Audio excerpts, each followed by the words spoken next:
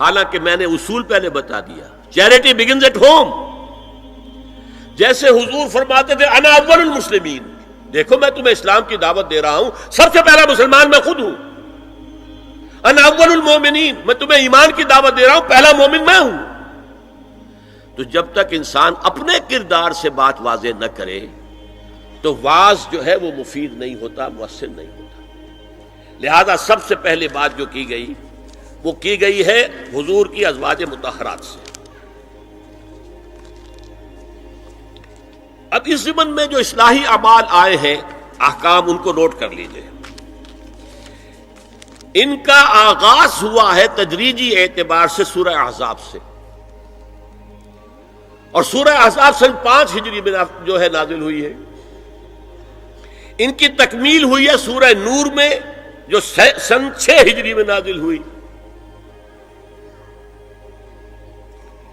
اور ایک بہت خوبصورت بات کہی، یہ مولانا امین احسن اصلاحی نے مجھے بتایا کہ ان کے استاد حمید الدین فراہی نے یہ کہا کہ سورہ احزاب میں گھر سے باہر کے پردے کا بیان ہے اور سورہ نور میں گھر کے اندر کے پردے کا بیان ہے. تو اصلاحی صاحب کہتے تھے کہ اس جملے نے میری آنکھیں کھول دی اور قرآن مجید روشن ہو گیا میرے سامنے. ورنہ اگر یہ بات سامنے نہ ہو تو آدمی اٹکتا ہے، جگہ جگہ پر اشکالات پیدا ہوتے ہیں. دیکھیے سورہ احزاب میں کیا کیا گیا. نمبر 1، پہلے خطاب ازواج مطہرات سے، بعد میں عام کر دیا گیا. نمبر 2، بتایا گیا کہ عورت کا اصل کردار کیا ہے، اس کی اصل جگہ کیا ہے، گھر. نمبر 3، استیزان کے حکم کا آغاز ہو گیا کہ گھروں میں اجازت لیے بغیر داخل نہ ہو. لیکن یہاں بھی صرف نبی کے گھر کی بات ہوئی ہے، عام نہیں. پھر محرموں کی ایک چھوٹی فہرست ہے جو سورہ احزاب میں آ گئی ہے، اور گھر سے باہر کے پردے کا حکم آ گیا ہے. یہ سورہ احزاب میں ہے. سورہ نور میں استیزان اب عام کر دیا، کسی بھی گھر میں داخل مت ہو جب تک کہ اذن نہ لے لو. یہ دیکھیے تدریج، پہلے حضور کے گھروں میں داخل نہ ہو، اب کسی بھی گھر میں داخل نہیں ہو سکتے بغیر استیزان کے. اور احادیث مبارکہ میں اتنی سختی آئی ہے وہ میں بعد میں آپ کو بتاؤں گا. دوسرے یہ کہ گھر کے اندر پردہ جو محرموں سے پردہ ہے، محرموں سے پردہ. محرم کون ہوتا ہے یہ سمجھ لیجئے. محرم وہ ہے جس سے کبھی بھی کسی شکل میں کسی حالت میں شادی نہ ہو سکے. اب ایک آدمی جو ہے اس کے گھر میں فرض کیجئے کہ ایک بہن ہے، تو اس بہن کی دوسری بہن سے وہ شادی نہیں کر سکتا. اگر وہ بیوی مر گئی تو کر سکتا ہے کہ نہیں؟ اس لیے وہ محرم نہیں ہے، نامحرم ہے. سالی نامحرم ہے. آپ کا بھائی ہے، اس کی بیوی ہے، بھابھی ہے آپ کی، آپ دیور ہیں، بھابھی سے شادی تو نہیں کر سکتے. لیکن اگر بھائی کا انتقال ہو جائے تو آپ شادی کر سکتے. تو شادی ہو سکتی ہے تو وہ محرم نہیں ہوا، وہ نامحرم ہے. محرم صرف وہی ہے جس سے کبھی کسی حال میں شادی کا امکان نہ ہو. اس کی ابتدائی فہرست جو ہے سورہ احزاب میں ہے، تفصیلی فہرست جو ہے وہ سورہ نور میں ہے. اب دیکھیے گھر کے اندر بیٹھنے سے متعلق کیا بات کہی گئی. بزار اور ترمذی میں حضرت عبداللہ ابن مسعود سے نبی ایک وسلم کا یہ ارشاد نقل ہوا ہے، ان المرأۃ عورۃ، عورت چھپا کر رکھنے کی چیز ہے. ہمارے ایک نوجوان ساتھی نے ایک دفعہ مضمون لکھا تھا بڑا پیارا. انہوں نے کہا کہ قرآن مجید میں جو اشارات ہیں، حور مقصورات فی الخیام، وہ حوریں جو ہوں گی وہ خیموں کے اندر ہوں گی، وہیں رہیں گی. قصر کہتے روک دینے کو، باہر نہیں نکلتی. وہ مقصورات فی الخیام، حوروں کا کانہن لؤلؤ مکنون، ایسے ہوں گے کہ جیسے کہ موتی جسے چھپا کر رکھا جائے. عورت چھپا کر رکھنے کی شے ہے. المرأۃ کلھا عورۃ، عورت کہتے ہیں اس کو ہے جسے چھپا کر رکھا جائے. ان المرأۃ عورۃ فاذا خرجت، جب وہ گھر سے نکلتی ہے، استشرفھا شیطان، اب شیطان جو ہے اس کو طاق میں رکھتا ہے. واقرب ما تکون برحمت ربھا وہی فی قعر بیتھا، وہ اپنے رب کی رحمت سے قریب ترین ہوتی ہے جبکہ اپنے گھر کے بھی کسی اندرونی حصے میں ہو. صحن میں ہوگی تو شاید ادھر ادھر کے کوٹھوں سے نظر پڑ جائے.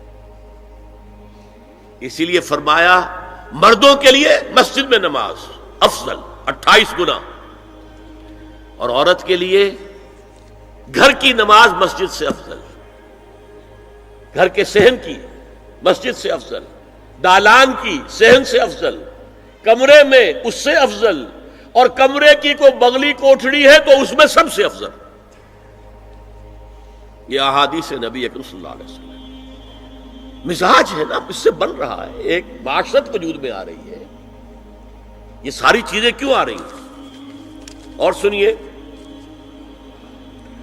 عبداللہ ابن احمد ابن حنبل نے زوائد الزہد میں اور ابن ابی شیبہ نے، ابن سعد نے اپنی کتابوں میں مسروق کی روایت نقل کی ہے کہ حضرت عائشہ جب تلاوت قرآن کرتے ہوئے اس آیت پر پہنچتی تھی وَقَرْنَ فِي بُيُوتِكُنَّ، تو بے اختیار رو پڑتی تھی. قرآن کہتا ہے اپنے گھروں میں رہو. حضرت عائشہ نے شہادت عثمان کے بعد باہر نکل کر لشکر کی قیادت کی. پھر ساری عمر افسوس رہا کہ میں نے غلط کام کیا. دیکھیے کیا معاملہ تھا. حضرت علی رضی اللہ تعالیٰ سے جنگ کی تھی، 10,000 آدمی ایک رات میں مرے، لیکن حضرت علی کا کردار کیا تھا؟ یہ نہیں کہ اب عائشہ شکست ہو گئی ہے تو لوڈی بنا لوں. انا للہ و انا الیہ راجعون. اتنا احترام کیا ہے، مدینے کی چند عورتوں کو ساتھ دے کر بڑے احترام سے مدینے پہنچا دیا، وہاں کی عورتوں، کوفے کی عورتوں کو ساتھ دے کر، اور صرف یہ کہا کہ آپ کی یہ ذمہ داری نہیں تھی، آپ نے یہ ذمہ داری خام خواہ لے لی. صرف یہ، اور کچھ نہیں، کوئی ملامت نہیں. حافظ ابو بکر بزار حضرت انس سے روایت کرتے ہیں کہ عورتوں نے حضور سے عرض کیا کہ ساری فضیلت تو مرد لوٹ کے لے گئے، وہ جہاد کرتے ہیں، خدا کی راہ میں بڑے بڑے کام کرتے ہیں، ہم کیا عمل کریں کہ ہمیں بھی مجاہدین کے برابر اجر مل سکے؟ جواب میں آپ نے فرمایا من قعدت منکن فی بیتہا فإنہا تدرک عمل المجاہدین، تم میں سے جو شخص اپنے گھر میں بیٹھی رہے گی وہ مجاہدین کا اجر حاصل کر لے گی. یہ ایک ہوا کا رخ ہے، بتایا جا رہا ہے، یہ نظام ہے جس کو اس شکل میں دیا جا رہا ہے. اب میں چاہتا ہوں سورہ احزاب کی جو آیات ہیں ان کے حوالے سے کچھ باتیں جو حکمت دین کی ہیں اور بہت اہم ہیں وہ آپ کے سامنے آ جائیں. دیکھیے میں نے سب سے پہلے آیت پڑھی تھی لَقَدْ كَانَ لَكُمْ فِي رَسُولِ اللَّهِ أُسْوَةٌ حَسَنَةٌ. اے مسلمانوں، تمہارے لیے اللہ کے رسول کی زندگی میں ایک بہترین نمونہ ہے، اسوہ حسنہ ہے. ایک بات اس میں غور طلب ہے، مردوں کے لیے تو اسوہ کامل ہے. مرد اگر سپہ سالار ہے تو اسوہ موجود ہے حضور کا، مرد اگر صدر ریاست ہے، خلیفہ ہے تو اسوہ موجود ہے رسول کا، کوئی قاضی القضات ہے تو اسوہ موجود ہے رسول کا، کوئی کسی مسجد میں خطیب ہے، امام ہے تو اسوہ موجود ہے، باپ کی حیثیت سے اسوہ موجود ہے، شوہر کی حیثیت سے اسوہ موجود ہے کہ نہیں؟ مردوں کی کوئی حیثیت ایسی نہیں جس کے لیے اسوہ حضور کی زندگی میں نہ ہو. لیکن ایک خلا ہے، عورت کی نسوانی زندگی کے لیے تو حضور کی زندگی میں کوئی اسوہ نہیں ہو سکتا. حضور مرد ہے. یہ ہے فلسفہ، یہ ہے حکمت دین کہ جس صورت میں یہ آیت آئی لَقَدْ كَانَ لَكُمْ فِي رَسُولِ اللَّهِ أُسْوَةٌ حَسَنَةٌ لِمَنْ كَانَ يَرْجُو اللَّهَ وَالْيَوْمَ الْآخِرَ وَذَكَرَ اللَّهَ كَثِيرًا. اے لوگو، اے مسلمانوں، تمہارے لیے اللہ کے رسول کی زندگی میں ایک اسوہ کامل ہے، عمدہ اسوہ ہے ہر اس شخص کے لیے جو اللہ کا امیدوار ہے اور یوم آخر کو بھی مانتا ہے اور اللہ کا ذکر کرتا ہے کثرت سے. اب اس خلا کو پر کیسے کیا جائے؟ حضور کی ازواج کو بنایا گیا اسوہ خواتین کے لیے. اور یہی ایک بہت سی اور بھی حکمتیں ہوں گی. ایک حکمت یہی تعدد ازدواج میں ہے اور حضرت عائشہ کی اتنی کم عمر میں شادی کرنے میں ہے کہ دیر تک وہ امت کو پڑھاتی رہی. شوہر اور بیوی کے درمیان خالص پرائیویٹ معاملات کے اندر بھی ہدایت دیتی رہی. آخر وہ بھی انسان کی ضرورت ہے کہ نہیں؟ آپ کو معلوم ہے ایک مرتبہ بعض صحابہ نے آ کر کہا حضور یہ یہودی جو ہے ہم پر طنز کرتے ہیں کہ تمہارے نبی تمہیں بڑی چھوٹی چھوٹی باتوں کا حکم دیتے ہیں.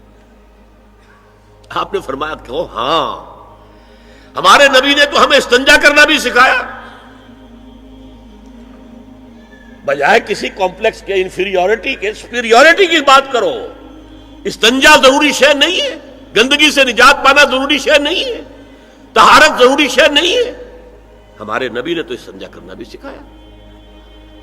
تو تعلق زن و شو کون بتائے گا؟ حضور بتائیں گے کسی کو؟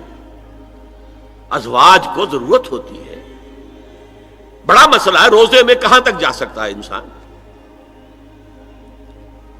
آخر کون بتائے گا؟ ازواج مطہرات نے بتایا. تو اسوہ بنانے کے لیے دیکھیے یہ آیات آئی ہیں. یہ 3 آیتیں سورہ احزاب کی یوں سمجھیے کہ نچوڑ ہیں اس مسئلے میں. یا نساء النبی لستن کاحد من النساء, اے نبی کی بیویوں تم عام عورتوں کے مانند نہیں ہو. تو کیا وہ عورتیں نہیں تھیں؟ عورتیں تو تھیں. کیا ان کے احساسات عورتوں والے نہیں تھے؟ وہ تو تھے. کیا بات ہے؟ تم نبی کی بیویاں ہو, تمہیں اسوہ بننا ہے. ان اتقیتن فلا تخضعن بالقول, اگر تمہیں واقعی اللہ کا تقوی اور خوف ہے تو کسی اجنبی سے اگر بات کرنے کی ضرورت پیش آ جائے تو اپنی آواز میں لوچ مت پیدا کرو. فیطمع الذی فی قلبہ مرض, کہ جس شخص کے دل میں کوئی روگ ہے, گندگی ہے, وہ کوئی آس لگا بیٹھے کہ یہ جو مجھ سے گفتگو کر رہی ہیں, جس انداز میں کر رہی ہیں, جس لگاوٹ کے ساتھ کر رہی ہیں, تو کوئی نہ کوئی موقع ہے میرے لیے. انا للہ و انا الیہ راجعون. کڑک آواز میں بات کرو. وقلن قولا معروفا, اور معروف بات کہو صرف, اس سے آگے بڑھنے کی کوئی ضرورت نہیں. وقرن فی بیوتکن ولا تبرجن تبرج الجاہلیۃ الاولی, اور قرار پکڑو اپنے گھروں میں, وقار کے ساتھ رہو اپنے گھروں میں. تمہاری اصل جگہ گھر ہے, باہر نکلنا تمہارا کام نہیں ہے. ہاں ضرورت ہو سکتی ہے, اس کا بعد میں ذکر آ جائے گا, لیکن فلسفہ کیا ہے؟ عورت کی اصل جگہ اس کا گھر ہے. جو ڈیوٹیز کی تقسیم کر دی گئی ہے اللہ کی طرف سے, اس میں عورت کا اصل مقام اس کا گھر ہے.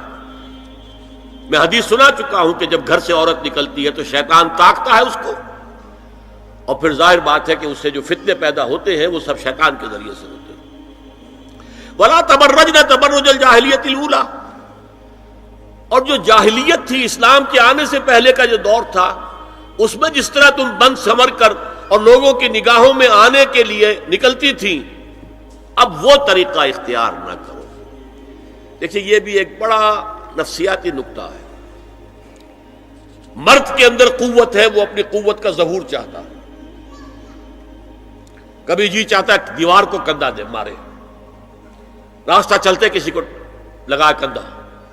قوت ظہور چاہتی ہے. عورت کے پاس سب سے بڑا سرمایہ اس کا نسوانی حسن ہے.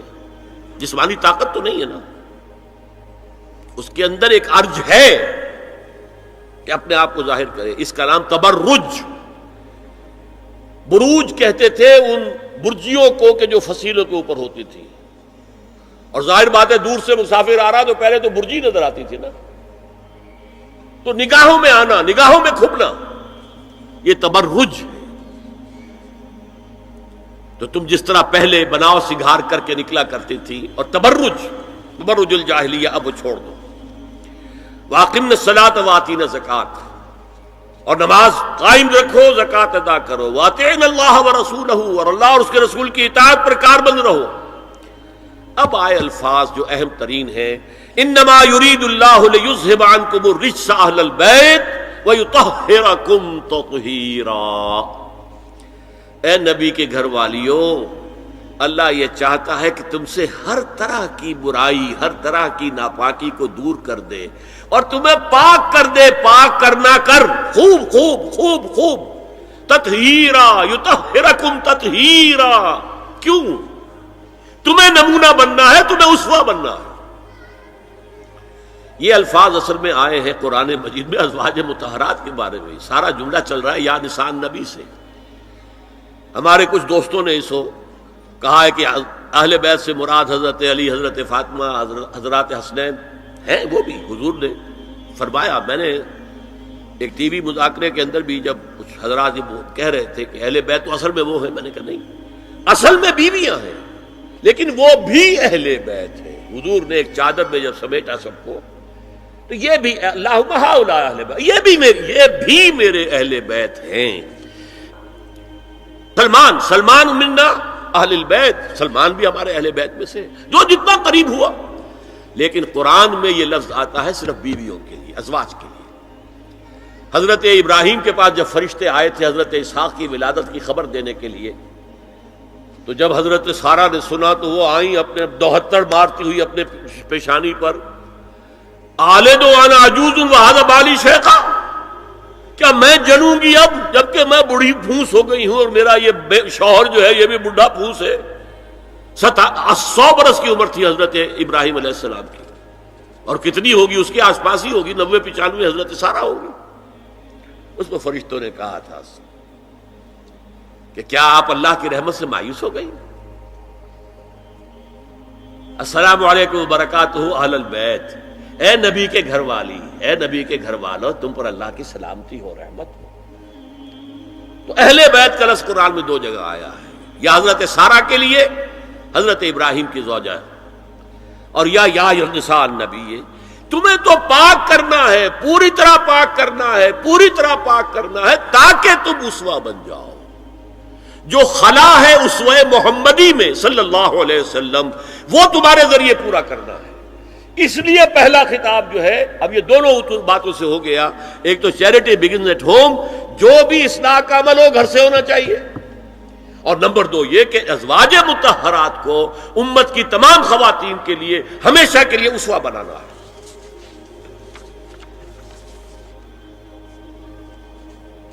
اسی طریقے سے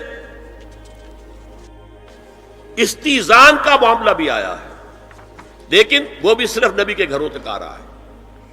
یا ایھا الذین آمنوا لا تدخلوا بیوت النبی حتی یؤذن لکم. اہل ایمان، نبی کے گھروں میں داخل نہ ہوا کرو جب تک کہ اذن نہ دیا جائے. یہ پرائیویسی، گھر کی پرائیویسی، اس پر میں تفصیل سے بعد میں بات کروں گا، چونکہ تفصیل اس کی آئی ہے سورہ نور میں. میں نے عرض کیا نا، ان احکام کا آغاز ہوا جیسے شراب کی حرمت، آغاز سورہ بقرہ، پھر سورہ نساء، پھر سورہ مائدہ. اسی طرح اس کا اختتام جو ہوا ہے وہ سورہ نور میں ہے. تو مت داخل ہوا کرو. اور اس کے بعد فرمایا وَإِذَا سَأَلْتُمُوهُنَّ مَتَاعًا فَاسْأَلُوهُنَّ مِنْ وَرَاءِ حِجَابٍ. اور دیکھو اگر نبی کی بیویوں سے کوئی چیز مانگنی ہو تو پردے کی اوٹ سے مانگو. یہ حجاب کا لفظ آیا ہے جس کو کہا جاتا ہے کہ حجاب کا کوئی حکم قرآن میں ہے ہی نہیں. پہلے وہاں کے گھر کھلے ہوتے تھے، دروازوں پر کوئی پردہ وردہ نہیں ہوتا تھا، اور گھر کوئی کنالوں کے اور ایکڑوں کے تو نہیں ہوتے تھے، چھوٹے چھوٹے گھر. لیکن یہاں پر فرما دیا گیا پردے، اس کے بعد سے جب سے یہ آیت اتری گھروں کے اوپر پردے ڈال دیے گئے. اب ظاہر بات ہے کہ اس میں چہرے کا پردہ ہی ہوا نا، چہرے کا پردہ ہے حجاب. اسی کو حضرت عائشہ نے آیت الحجاب قرار دیا ہے. اور پھر دیکھیے جو ریئلزم ہے، ریئلزم میں نے کہا تھا نا کہ اللہ نے بھی فرمایا کہ سب سے زیادہ محبت انسان میں عورت کی ہے. حب زین للناس حب الشہوات من النساء، اور پھر اس کے بعد لمبی فہرست. حضور نے فرمایا حبب الیہ النساء والطیب. یہاں بھی فرمایا گیا ذالکم اطہر لقلوبکم وقلوبہن. یہ زیادہ پاکیزہ بات ہوگی تمہارے دلوں کے لیے بھی اور ان کے دلوں کے لیے بھی. اگر نبی کی بیوی بے حجاب تمہارے سامنے آ جائے گی تو وہ نبی کی بیوی ہے اور ازواج مطہرات ہونے کی حیثیت سے تمہاری ماں بھی ہے، لیکن ایک عورت بھی تو ہے. اور تم چاہے صحابی ہو کچھ بھی ہو تم مرد بھی تو ہو. یہ مرد اور عورت کے درمیان جو کشش ہے یہاں بھی اس کا ساس. نبی کی بیویوں کو بھی یہ نہیں کہا کہ اس سے ماوراء ہے. معصوم تو کوئی نہیں نبی کے علاوہ. وہ تو اللہ کہہ رہا ہے ہم تمہیں پاک کر دینا چاہتے ہیں, پوری طرح پاک کر دینا چاہتے ہیں تاکہ تم تمام خواتین امت کے لیے اسوہ بن جاؤ. فرمایا یہ جو پردے کی اوٹ سے کوئی شے لینا دینا ہے اس سے یہ تمہارے دلوں کے لیے بھی زیادہ پاکیزہ بات ہے اور ان کے دلوں کے لیے بھی. یہ ہے اللہ تعالی کا حکم سورہ احزاب کے اندر. اس کے بعد اسی سورہ احزاب میں اس سے جو مستثنا ہے گھروں میں اذن لیے بغیر بھی داخل ہو سکے, جن کے سامنے ازواج مطہرات اپنے کھلے چہرے کے ساتھ آ سکتی تھی, ان کی ایک فہرست دی گئی. یہ مختصر فہرست ہے. لا جناح علیہن فی آبائہن ولا ابنائہن ولا اخوانہن ولا ابناء اخوانہن ولا ابناء اخواتہن ولا نسائہن ولا ما ملکت ایمانہن واتقین اللہ ان اللہ کان علی کل شیء شہیدا. کوئی حرج نہیں ہے ازواج مطہرات پر ان کے باپوں کے سلسلے میں. ابو بکر آئے تو جائیں سیدھے حضرت عائشہ کے حجرے میں, کون روکے گا. اور بیٹوں کے اور ان کے بھائیوں کے اور ان کے بیٹوں کے بھائی بھتیجے اور ان کی بہنوں کے بیٹے یعنی بھانجے. ولا نسائہن اس کو میں چاہتا ہوں نوٹ کریں آپ, اپنی عورتیں, جان پہچان کی عورتیں, اجنبی عورتیں نہیں. اس پر مزید گفتگو ہوگی سورہ نور کے حوالے سے. ولا ما ملکت ایمانہن, اور جو ان کے ملک یمین ہیں. ان میں ایک رائے یہ ہے کہ مراد صرف باندیاں ہیں اور ایک مراد یہ ہے کہ اس میں مرد غلام بھی شامل ہیں. ایک رائے یہ ہے کہ مرد غلام جب تک کہ ابھی وہ بالغ نہ ہو, بچہ ہو. بہرحال یہ آراء ہے علیحدہ. واتقین اللہ ان اللہ کان علی کل شیء شہیدا, اور اللہ کا تقوی اختیار کرو, یقیناً اللہ ہر چیز کو دیکھ رہا ہے. اب آئیے سورہ نور کی طرف. اب میں یہاں پر سورہ نور میں آغاز جو ہوا ہے سورہ نور کا وہ سب کو معلوم ہے. زنا کی کیا حد ہے, سزا کیا ہے. غیر شادی شدہ زانی یا زانیہ اس کی سزا 100 کوڑے, اور اگر کوئی الزام لگائے اور ثبوت پیش نہ کر سکے, 4 گواہ نہ لا سکے تو قذف کی حد کیا ہے 80 کوڑے. اس کے بعد اصل میں جو زنا کا سد باب کرنے کے لیے احکام ہے وہ آئے ہیں. چنانچہ اس میں سب سے پہلے کیا ہوا, استیزان کا حکم بڑی تفصیل کے ساتھ آیا, بہت تفصیل کے ساتھ آیا. یا ایھا الذین آمنوا لا تدخلوا بیوتا غیر بیوتکم حتی تستأنسوا وتسلموا علی اہلها ذالکم خیر لکم لعلکم تذکرون. اہل ایمان ہرگز مت داخل ہو اپنے گھروں کے علاوہ کسی اور گھر میں جب تک کہ تم ان کے ساتھ مانوس نہ ہو جاؤ, اذن نہ لے لو, ان پر سلام نہ کرو, یہی تمہارے لیے خیر بہتر ہے. اس کے بعد تفصیل آئی ہے, اس میں میں اس وقت نہیں جا رہا ہوں. اور جو لوگ اس پر عمل نہیں کرتے ان کے بارے میں قرآن مجید کیا کچھ, حضور کیا کچھ فرما رہے ہیں یہ آپ سن لیجئے. بہت سخت احکام ہے.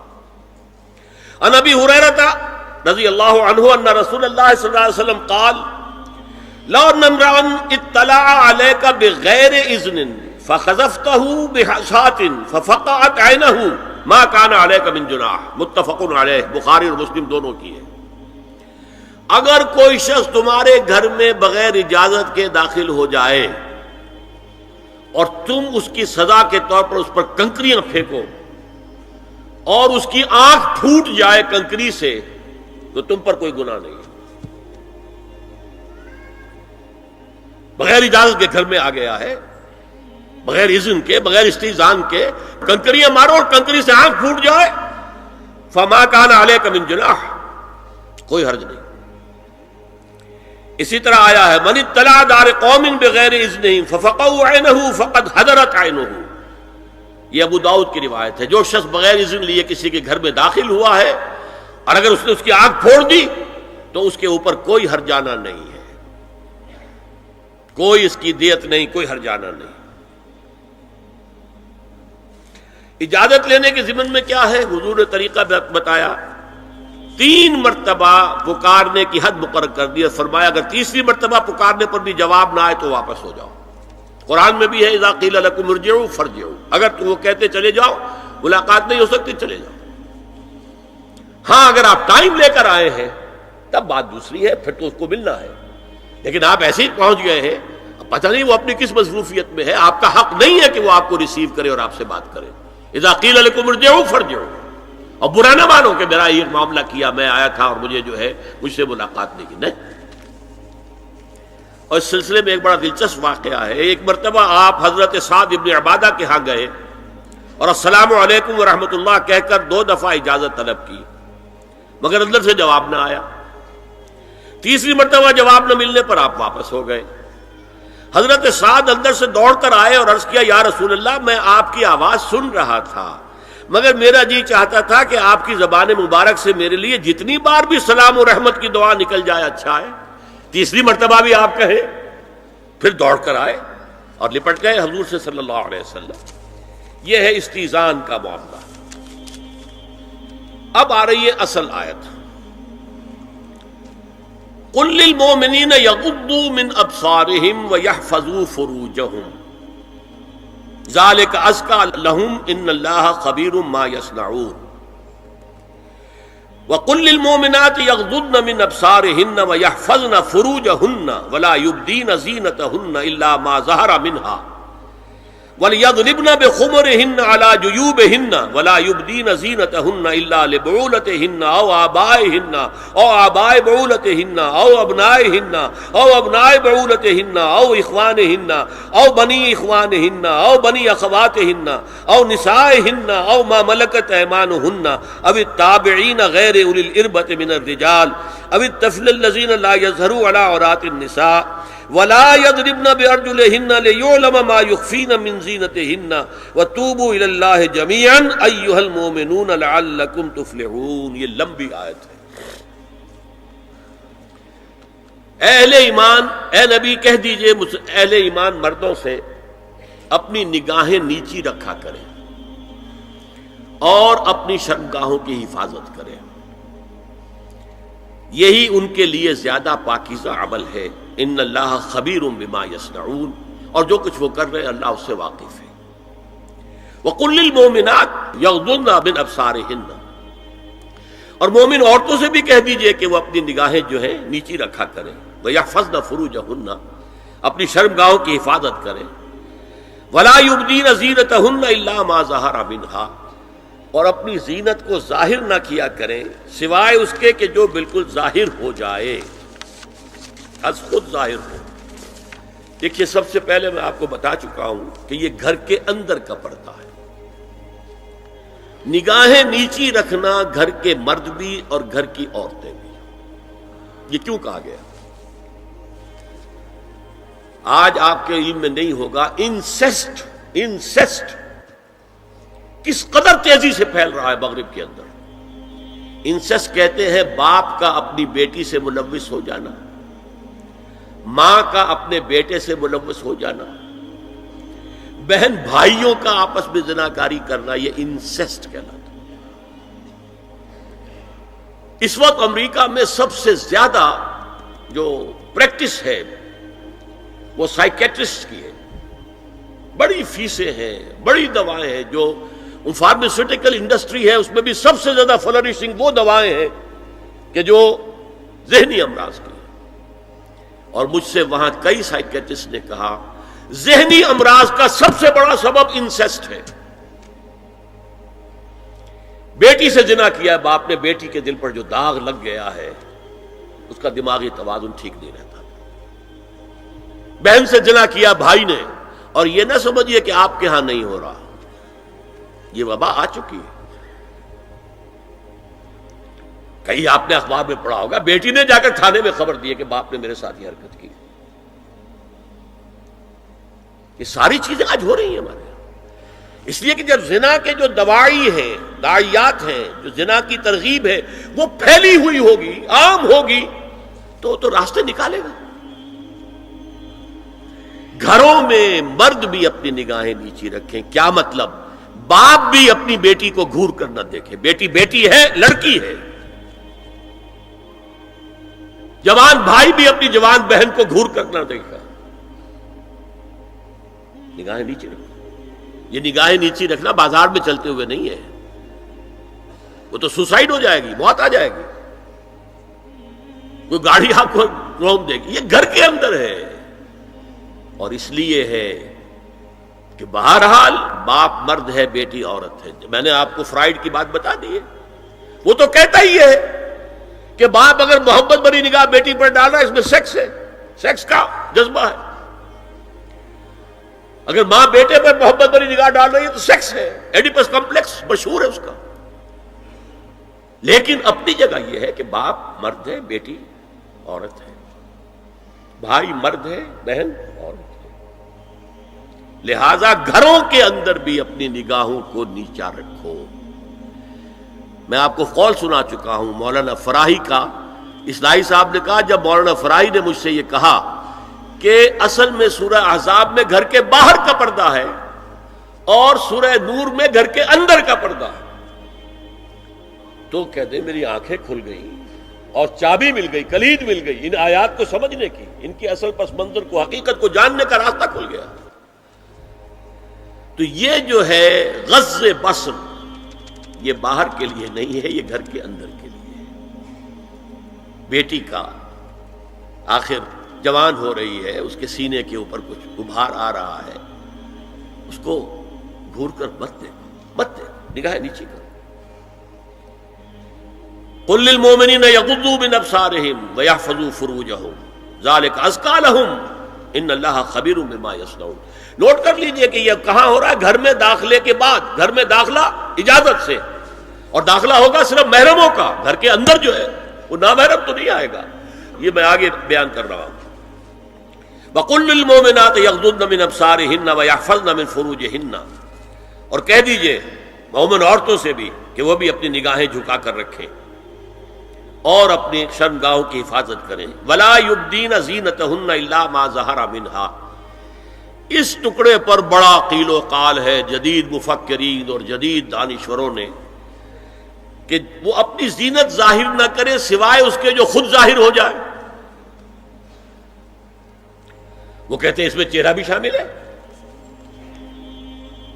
اور جب چہرہ شامل ہے تو اس کا مطلب چہرے کا پردہ نہیں ہے. لا حول ولا قوت الا باللہ. آپ کو بہت سے حضرات نے وہ پڑھی ہوگی بحث جو جنگ میں ہو گئی تھی. ایک صاحب وہ انسٹیٹیوٹ آف پالیسی اسٹڈیز اس کے اسکالر ہیں، ریسرچ کو انہوں نے لکھ دیا کہ الا ما ظہر منہا میں چہرہ ظاہر ہے، شامل ہے، لہذا پردہ نہیں ہے. اور ارشاد احمد حقانی صاحب نے بھی زوردار اس کے اوپر جو ہے وہ تائید لکھ دی اور گویا کہ کہا کہ اب تو مسئلہ ہی طے ہو گیا. جب ایک ریسرچ اسکالر کہہ رہا ہے تو یہ مولوی بلاٹے جو کہتے پڑھتے ہیں کہ یہ عورت کا جو چہرے کا پردہ ہے، یہ تو بات ختم ہو گئی. The matter is closed. میں نے صرف ایک جواب دیا کہ اس شخص نے جو بڑا ریسرچ اسکالر تھا، پہلے یہ لکھا ہے کہ سورہ نور کی ان آیات میں سطر کے احکام آ رہے ہیں، تو پھر یہاں پردے کا چہرے کا معاملہ کیا ہو؟ سطر میں تو پردہ چہرہ شامل نہیں ہے. محرموں سے پردہ کیا ہے؟ محرموں سے، اس کا نام سطر ہے. عورت کا پورا جسم سطر ہے سوائے چہرے کی ٹکیا اور یہ ہاتھ اور یہ پاؤں، بس. کیا مطلب ہے؟ بھائی بھی نہیں دیکھ سکتا بہن کے جسم کا کوئی اور حصہ، باپ بھی نہیں دیکھ سکتا بیٹی کے جسم کا کوئی حصہ. یہ سطر ہے. سطر محرموں سے پردہ ہے. اس سے آگے صرف شوہر یا حسب ضرورت طبیب، سرجن، بس. یہ محرموں کا پردہ. گھر میں عورت رہے گی تو سطر کے ساتھ رہے گی.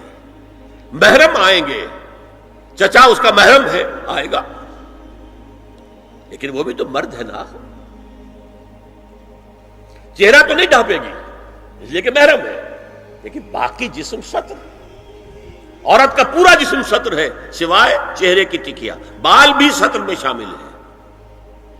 سر پر وہ سکارف جو آج کل بنا ہوا ہے، بہت بڑا مسئلہ، انہوں نے چہرے کو نکال دیا، صرف سکارف سمجھا ہوا، پر حجاب کہتے ہیں، حالانکہ وہ حجاب پورا تو نہ ہوا. وہ صرف ایک حصہ ہے، لیکن ایک حصہ صحیح ہے، سر کے بال جو ہے وہ چھپے ہونے چاہیے، یہ سطر میں شامل ہے۔ چہرے کی ٹکیا ہے جو سطر سے باہر ہے، ہاتھ ہے پونچوں سے باہر، اور پیر ہے ٹخنوں سے نیچے، بس اللہ اللہ خیر سے۔ تو فرمایا ما ظہر منہا من زینتہن میں الا ما ظہر منہا میں کیا کیا چیزیں آ سکتی ہیں؟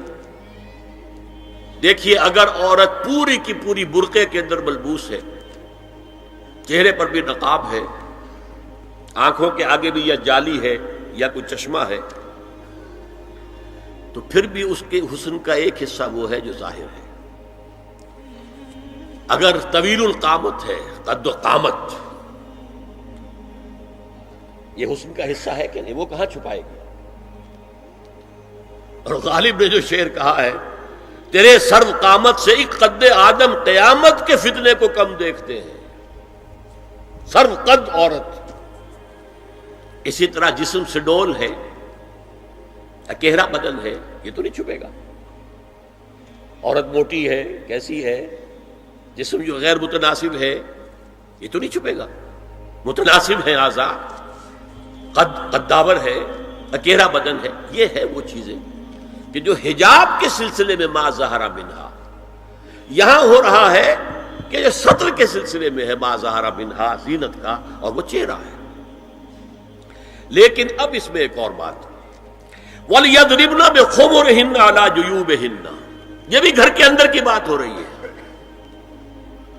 چونکہ میں پہلے بتا چکا ہوں جلباب ہوتا تھا جب گھر سے باہر نکلتی تھی عورت، تو وہ اپنی چادر لپیٹتی تھی اپنے گرد، چہرہ نہیں ڈھانپتی تھی، صرف چہرے کا حکم دیا گیا اس کے ضمن میں۔ وہ سورہ احزاب کی آیت ہے، وہ رہ گئی، میں بیان کروں گا۔ اور خمار اوڑھنی ہوتی تھی جو گھر میں اوڑھتی تھی، گھر میں ظاہر بات ہے کہ جلباب تو نہیں لیا جا سکتا، آخر گھر کا کام کاج کرنا ہے، ہلکی سی اوڑھنی تو وہ گھر میں، لیکن فرمایا وَلْيَضْرِبْنَ بِخُمُرِهِنَّ عَلَى جُيُوبِهِنَّ، اور انہیں چاہیے کہ اپنی اوڑھیوں کے، بکل اوڑھنیوں کے اپنے سینوں کے اوپر، گریبانوں کے اوپر بھی مار لیا کریں، تاکہ یہ سینے کے جو ابھار ہیں ان کو ایک ایڈیشنل کور مل جائے۔ دیکھیے سطر کا تقاضے کیا گن لیجئے، لباس نبیذ ہونا چاہیے، باریک نہیں۔ حضور نے فرمایا اللہ کی لعنت ہو ان پر جو لباس پہن کے بھی ننگی ہوتی ہے۔ باریک اتنا لباس ہے یا چست اتنا لباس ہے، ڈھیلا ڈھالا ہونا چاہیے، نبیذ ہونا چاہیے۔ لباس کے اندر یہ دو حصے جو ہیں وہ لازم ہیں۔ اور پھر سینے پر، اب ظاہر بات ہے کرتا پہنا ہوا ہے، ڈھیلا ڈھالا ہے، پھر بھی یہ سینے کے ابھار تو ظاہر ہو جائیں گے۔ ان پر ایک اضافی اوڑھنی سر پر سے لے کر اور اپنے اس گریبان کے اوپر بکل مار لینا، تاکہ یہ جو نسوانی حسن کا دوسرا مظہر ہے، پہلا چہرہ سب سے بڑا چہرہ۔ اب جو لوگ کہتے چہرے کا پردہ نہیں ہے، تو خدا کے بندو پھر پردے کی ضرورت کیا ہے؟ نسوانی حسن اگر اس میں اٹریکشن ہے، وہ کہاں ہوتا ہے سب سے بڑھ کر؟ مظہر اول کون سا ہے نسوانی حسن کا؟ چہرہ ہی تو ہے۔ اب میں ذرا شرم کے ساتھ کہہ رہا ہوں، لیکن یہ اپنی شاعری کے کچھ الفاظ آپ کو سنا رہا ہوں۔ یہ لب لعلین کہاں ہوتے ہیں؟ چہرے پر ہوتے ہیں یا کہیں اور ہوتے ہیں؟ یہ عارض گلگوں یہ کہاں ہوتے ہیں؟ چہرے پر ہوتے ہیں یا کمر میں لگے ہوتے ہیں؟ یہ چاہے زقن، ٹھوڑی میں اگر کچھ کھڈا پڑا ہوا ہو، چاہے زخم، یہ تعریفیں جو شاعری میں ہوتی ہیں یہ کہاں ہوتا؟ یہ مژگاں کے تیر یہ کہاں ہوتے ہیں؟ یہ نرگسی آنکھیں یہ کہاں ہوتی ہیں؟ اور ستواں ناک یہ کہاں ہوتی ہے؟ چہرہ ہی تو ہے، سب سے بڑی اٹریکشن تو چہرہ، اسی کو نہ چھپایا تو پھر اور کیا چھپایا؟ ہاں دوسری چیز، چھاتی کے ابھار بہت اٹریکٹیو ہوتے ہیں انسان کے لیے، اس کے لیے یہ ہے کہ وَلْيَضْرِبْنَ بِخُمُرِهِنَّ عَلَى جُيُوبِهِنَّ، کرتا بھی دبیز کپڑے کا ہو، کرتا جو ہے ڈھیلا ڈھالا بھی ہو، شلوار اور دبیز تر کپڑے کی ہو، ڈھیلی ڈھالی ہو، اور اوڑھنی کا بکل جو ہے اپنے سینے پر مار لیا جائے۔ اب اس کے بعد فرمایا وَلَا يُبْدِينَ زِينَتَهُنَّ إِلَّا لِبُعُولَتِهِنَّ۔ اب یہاں یہ زینت کا لفظ آ رہا ہے چہرے کے لیے، اور چہرے ہی میں کچھ سنگھار بھی ہوتا ہے، کوئی سرما لگایا ہوا ہے، فرض کیجئے کسی اور طرح کا کوئی زیور پہنا ہوا ہے، گلے میں پڑا ہے، کانوں میں بندے ہیں وغیرہ وغیرہ، یہ زینت چہرہ اور اس کے ساتھ کوئی بناؤ سنگھار کا معاملہ، جس کی کہ حضور صلی اللہ علیہ وسلم نے تلقین کی ہے۔ عورت کو گھر میں بن سور کر رہنا چاہیے، شوہر کے لیے اٹریکٹیو رہنا چاہیے، خاص طور پر شوہر جب آنے والا ہے شام کو دفتر سے، اس وقت عورت جو ہے بن سور کر رہے ہیں، اس لیے کہ اصل مقصد کیا ہے، جتنی بھی انسان میں سیکشول انرجی ہے وہ مرکوز رہے شوہر اور بیوی کے درمیان، یہ فلسفہ ہے۔